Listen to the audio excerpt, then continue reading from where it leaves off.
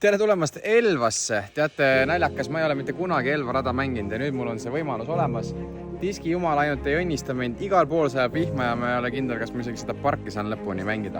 Aga esimene, 198 meetrit par 4. Pessuga peale, tundub, et sott otse ja peab feidima. Vaatame, mis saab.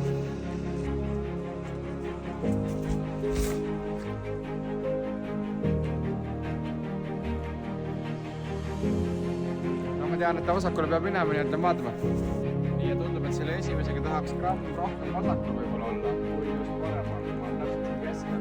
Ma lähen hetkel siis viiga üle minevat.